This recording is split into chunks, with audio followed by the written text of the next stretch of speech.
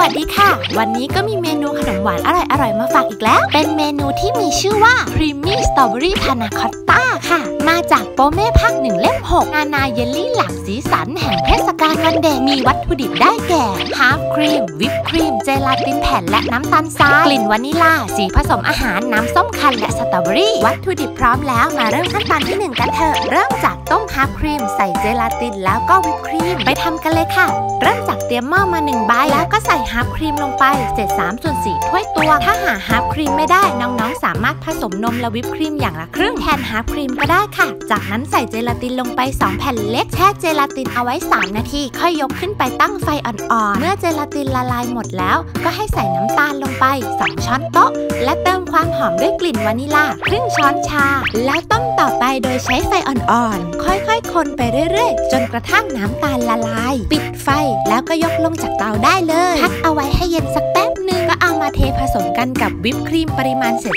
3/4 ถ้วยค่อยๆเทผสมลงไปทีละนิดแล้วก็คนด้วยตะกร้อมือจนกระทั่งเนื้อเนียนสวยแบบนี้ค่ะหยดสีผสมอาหารสีชมพูลงไปสัก2หยดเพื่อเพิ่มสีสันให้ดูสวยหวานน่ากินเราก็จะได้พานาคอตต้าสีชมพูอ่อนแบบนี้ค่ะได้เนื้อพานาคอตต้าแล้วเดี๋ยวเราจะเอามาใส่แก้วกันค่ะเทพานาคอตต้าของเราลงไปในแก้วจนเกือบเต็ม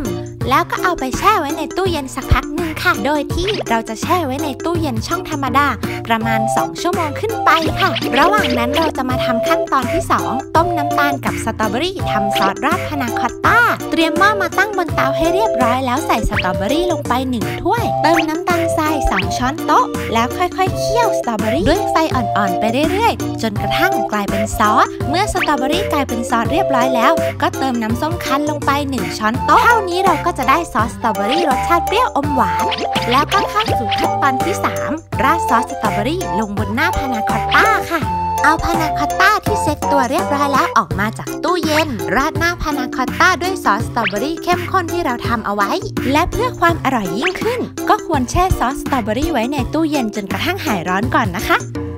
ก่อนเสิร์ฟก็มาท็อปปิ้งด้านบนด้วยวิปครีมอีกนิดนึงแล้วก็ตกแต่งด้วยสตรอเบอรี่ฝานอีกนิดหน่อยโรยเกล็ดน้ำตาลน่ารักเป็นการปิดท้ายเสร็จเรียบร้อยแล้วยกไปเสิร์ฟได้เลยค่ะเมนูครีมมี่สตรอเบอรี่พานาคอตต้าพานาคอตต้าเนื้อนุ่มละมุนสีสันสดใสอร่อยโดนใจ